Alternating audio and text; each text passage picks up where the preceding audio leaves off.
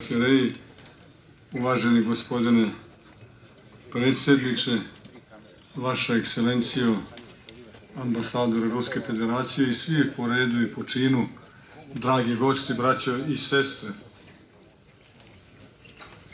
Naravno, pre svih pozdravljam nevino postradalih u Birču i Srednjem Podrinju.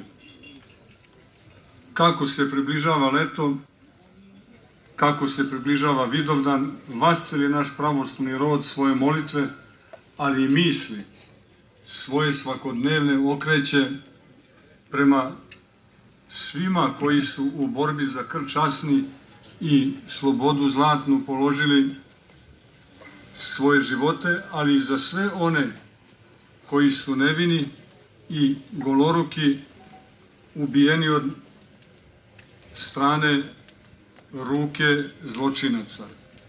Svi okrećemo svoje misli i molitve i poslednjih godina najviše vi, draga braćo i sestre, ovde u Bratuncu i okolnim mestima.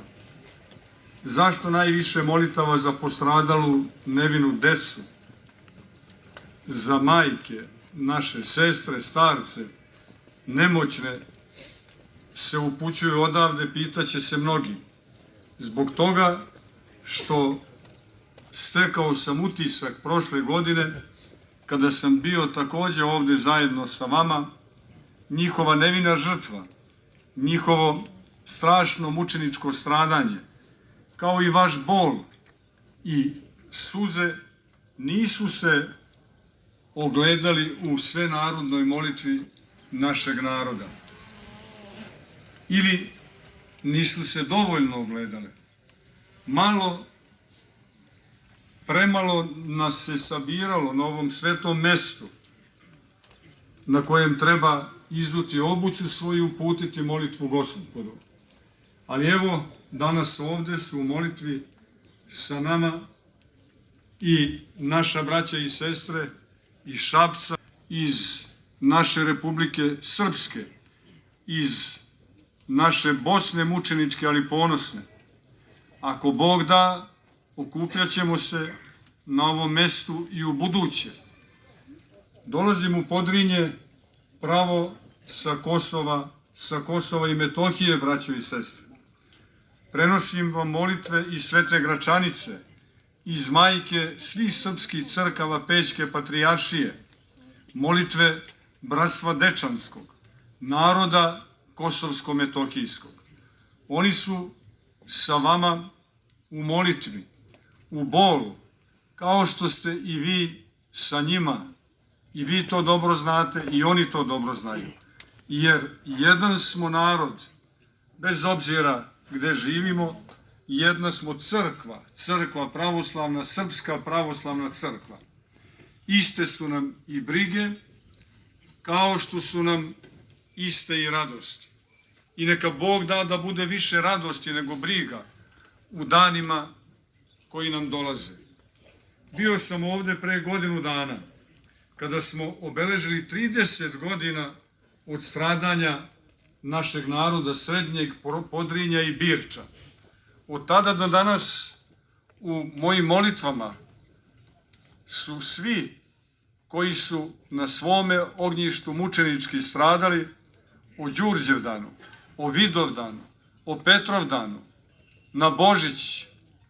Danas, 31 godinu od stradanja, okupili smo se da se zajedno pomolimo za pokoj duša naših braća i sestara, dece i staraca stradalih u proteklom ratu. Bolje reći, onih koji su stradali od 92.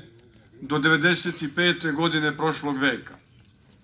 Na fotografiji majke iz sela Ratković, koja je sahranila lobanju, jedino što je našla od svoga sina, odvedenog iz svoga doma u junu 1992. godine, opipljiva je sva naša tragedija i tuga. Opipljiva je ljubav majke, opipljiv je njen bol, ali bol i tuga svih onih koji su izgubili nekoga svoga bliskog.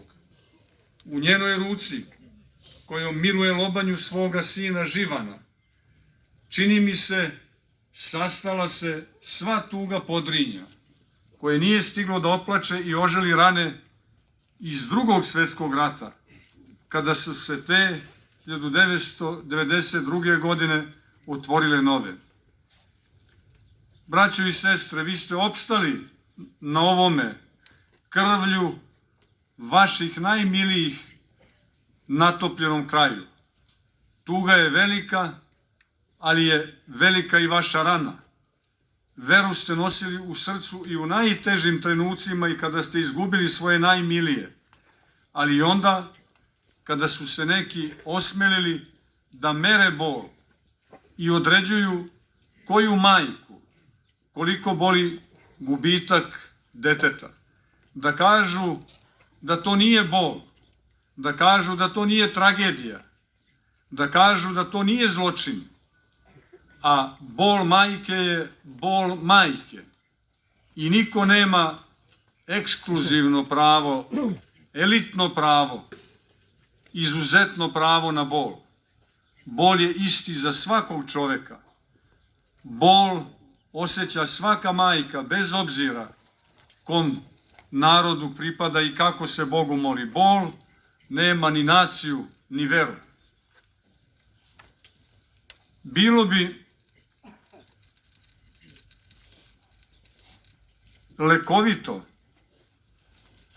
da svi koji negiraju bilo čiji bol, a kažemo i bol srpskih majki, da istinu o stradanju Srba iz Srednjeg Podrinja i Birča čuju i prihvate.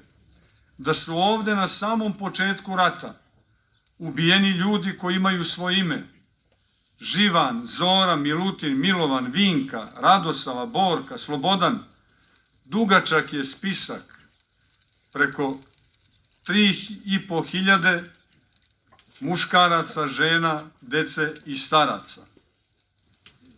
Mi znamo svoj bol, ali isto tako ne samo da smo pozvani, nego da se pomolimo za nevine žrtve koje su ovde pokopane i svugde po Republici Srpskoj i u Bosni i Hercegovini. Da se pomolimo da se zločini nikada i nikome više ne dese. Da pokušamo da uputimo molitvu